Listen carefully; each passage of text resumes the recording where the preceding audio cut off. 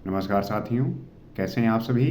उम्मीद करता हूं कि आप स्वस्थ होंगे, सुखी होंगे और आनंदित होंगे। श्री रामचरितमानस में आपका स्वागत है। हम नित्य श्री रामचरितमानस का पाठ करते हैं और इसमें जो है मैं आप सभी को आमंत्रित करता हूं, क्योंकि ये ग्रंथ इतना महत्वपूर्ण है कि कोई व्यक्ति अगर इसका नित्य अध्ययन करता है तो उसके जीवन में जो है एक नई क्रांति आती है और जीवन में सारी चुनौतियों को लड़ने की जो है क्षमता विकसित होती है।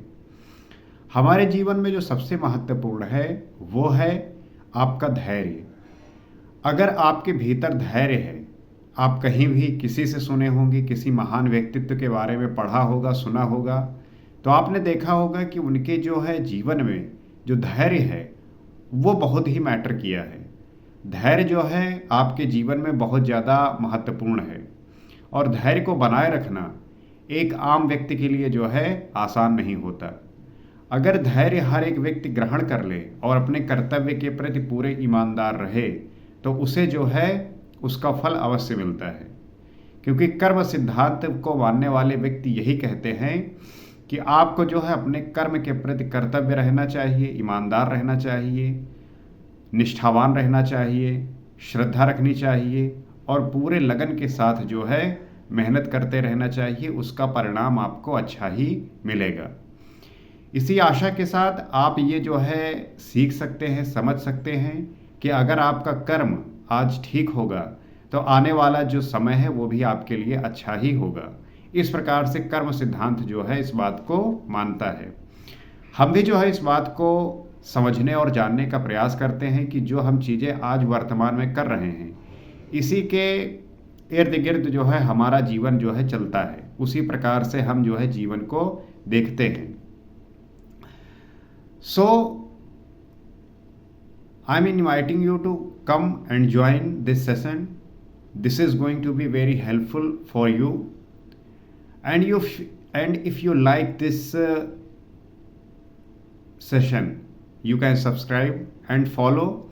ये आपको वो सीख देगा, ये आपको जो है वो समझ देगा कि जब भी आप इन बातों का चिंतन करेंगे, जब भी आप इन बातों के बारे में सोचेंगे तो इसका जो है लाभ आपको अवश्य मिलेगा।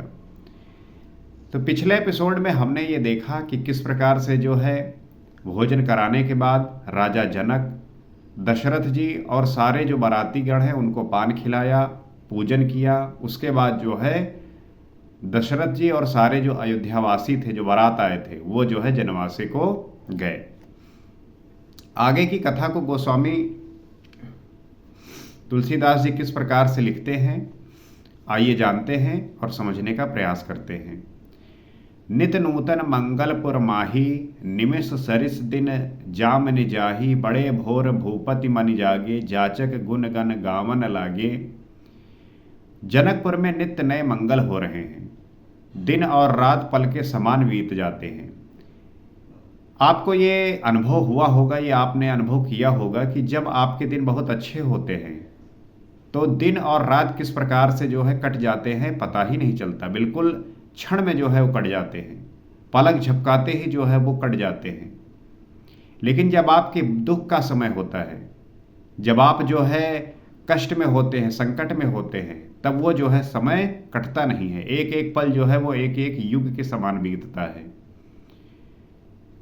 क्योंकि उस समय जो है हमारा जो ध्यान है, हम जो चीज़ों को सोचते हैं वो बहुत ही विस्तृत रूप में हमारे पास सोचने के लिए जो है इतना वक्त मिल जाता है कि हम जो है उस लूप में फंस जाते हैं।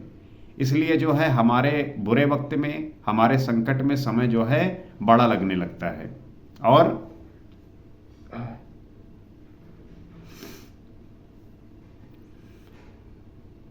तो जिस प्रकार से जनकपुर में मंगल हो रहे हैं, दिन रात जो है पल के समान बीत जा रहा है, बड़े सवेरे राजाओं के मुकुटमणि दशरथ जी जागे। इस प्रकार से जो है अगले दिन बड़े सवेरे जो राजाओं के मुकुटमणि हैं दशरथ जी जो है वो जागे। याचक उनके गुण समूह का गान करने लगे। जितने याचक थे उनके गुण समूह का ज्ञान करने लगे। देख कुंवर बर बधुन समेता, किम कही जात मोद मन जेता। प्रात क्रिया करी गे गुर पाही, महाप्रमोद प्रेम मन माही। चारों कुमारों को सुंदर वधुओं को सहित देखकर उनके मन में जितना आनंद है वो किस प्रकार कहा जा सकता है। कोई भी पिता जो है अपने पुत्रों को इस प्रकार से देखकर आनंद तो जो है पाएगा ही, क्योंकि जिसके चारों पुत्र इतने योग्य हों, इतने यशस्वी हों, इतने गुणों से संपन्न हों और उनका जो है जनक की पुत्रियों से विवाह हुआ हो, वो पिता जो है कितने आनंद में होगा, इसकी कल्पना जो है आप लगा सकते हैं, कर सकते हैं।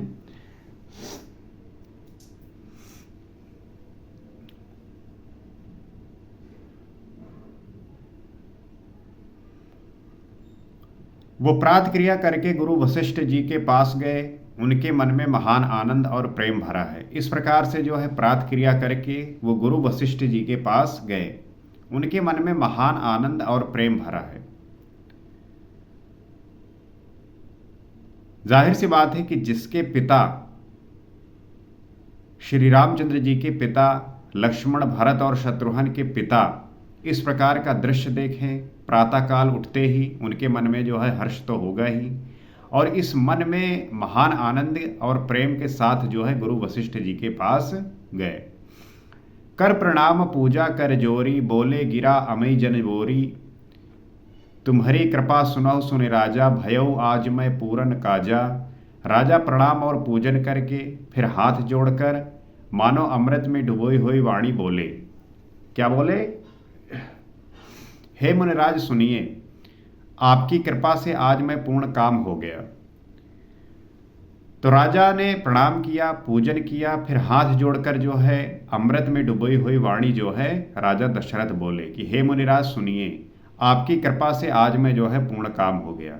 आप देखते होंगे कि आपके जीवन में बहुत ऐसे वक्त आते हैं, समय आता है जब आपको लगता है कि इस जीवन का जो उद्देश्य था, इसका जो जन्म था, इस प्रकार से मेरा जन्म जो है आज सफल हो गया है।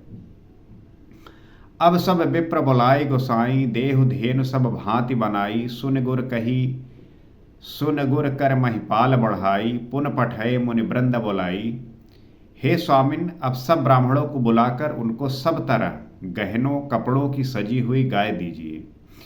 आप देखेंगे कि जब राजा महाराजा बहुत प्रसन्न होते थे तब वो जो है दान दक्षिणा करते थे और ब्राह्मणों को जो है वो गाय जो है भेंट में करते थे, गाय जो है दान में देते थे। गाय देने का कारण ये होता था कि पहली बात तो गाय का जो दूध, उससे घी बनता है, दही और छाछ, ये सब जो है बहुत ही पौष्टिक होता है। इसको जो है खाने और पीने के बाद आपका शरीर जो है स्वस्थ रहता है। और गाय के आपके यहाँ पे होने से और भी जो है बहुत सारी चीज़ों का फायदा आपको मिलता है। ये सुनकर गुरुजी ने राजा की बड़ाई करके फिर मुनिगणों को बुलवा भेजा। जब इस प्रकार से राजा जी के वचन सुने तो मुनि जो है बड़े प्रसन्न हुए और अन्य मुनिगणों को जो है बुलवा भेजा। वाम देव अरु देव ऋषि, बाल्मीक जावाली, आए मुनिवर निकर तब, कौशिकादि तपसाली। तब वामदेव, देवर्षि नारद, वाल्मीक, जबाली और विश्वामित्र आदि तपस्वी श्रेष्ठ मुनियों के समूह आए। इस प्रकार से फिर वामदेव, देवर्षि नारद, वाल्मीक, जबाली और विश्वामित्र, ये तपस्वी श्रेष्ठ मुनियों के समूह आए। हम इन मुनियों की जो नाम है बड़े ही सामान्य और बड़े ही सहज भाव से ले लेते हैं, परंतु इनका जो प्रभाव था, इनका जो इम्पैक्ट था, they are so good that we can't imagine how they are doing these things. ये इतना इफेक्टिव थे, इतना इम्पैक्ट इनका था कि राजा लोग जो है इनके हर एक कहे हुए शब्द और वाक्य का जो है पूरी तरीके से पालन करते थे। और इनका जो एकमात्र कह लीजिए अस्त्र था, शस्त्र था, या जो प्रभाव था वो यही था कि ये जो है ज्ञान के भंडार थे। ये जो है तपस्या करने के जो है इनका स्वभाव था। तो जब आप भी अपने जीवन में तपस्या लेके आते हैं तब जो है वो तपस्या के कारण स्वरूप, तपस्या के वजह से आप में जो है आता है ज्ञान, और ज्ञान से जो है फिर आपकी बात जो है हर एक व्यक्ति सुनता है और आपके बातों पर ध्यान देता है। सो मैं आपसे यही कहूँगा कि आप जो है ज्ञान की प्राप्ति के लिए सदैव जो है तत्पर रहिए। ज्ञान की प्राप्ति के लिए आप अपने आप को झोंक दीजिए, क्योंकि ज्ञान ही जो है आपको आदर दिलाएगा, सम्मान दिलाएगा, शक्ति दिलाएगी। कहीं से भी कुछ भी मिल रहा है, कुछ भी प्राप्त हो रहा है, पढ़िए, जानिए और इस प्रकार से आप अपने समझ को विकसित करिए। तो इस प्रकार से सारे जो है मुनियों को बुला भेजा। दंड प्रणाम सवहि नृप कीन्हे, पूज सप्रेम बरासन दीन्हे, चार लक्ष्य बर धेनु मंगाई, काम सुरभि समशील सुहाई। राजा ने सबको दंडवत प्रणाम किया और प्रेम सहित पूजन करके उन्हें उत्तम आसन दिए। इस प्रकार से जब सारे मुनि वहां पे उपस्थित हुए तो राजा जो है दंडवत प्रणाम कर रहे हैं। आजकल जो है एक सामान्य व्यक्ति जो है एक किसी व्यक्ति को जो है हाथ से भी छूकर नहीं प्रणाम करता, दूर से प्रणाम करता है। क्यों? क्योंकि उसके भीतर इतना अहंकार भरा होता है कि उसे लगता है कि मैं इनके पाँव क्यों छूऊं, मेरा क्या जाता है कि मैं इनका पाँव जो है छूऊं। लेकिन राजा दशरथ चक्रवर्ती राजा होने के बावजूद इन जो है मुनियों का चरण दंडवत प्रणाम कर रहे हैं। और दंडवत प्रणाम करने का मतलब यही होता है कि आप कितने भी बड़े हो, वहां पे आपका जो अहंकार है वो नष्ट हो जाता है। और जब तक आपका अहंकार नष्ट नहीं होगा तब तक आपको जो है ज्ञान प्राप्त नहीं होगा। अहंकार के नष्ट होते ही आपको जो है ज्ञान प्राप्त हो सकता है। इस वजह से जो है आपको दंडवत प्रणाम करना चाहिए। जब आप किसी के सामने झुकते हैं, जब आप किसी के सामने सिर नवाते हैं, तो आपके भीतर का जो एक अहंकार होता है वो तुरंत ही नष्ट हो जाता है। और अहंकार के नष्ट होते ही आप ज्ञान की पहली सीढ़ी को प्राप्त कर लेते हैं। तो ज्ञान की जो पहली सीढ़ी है वो यही है कि आपका जो अहंकार है वो शून्य होना चाहिए।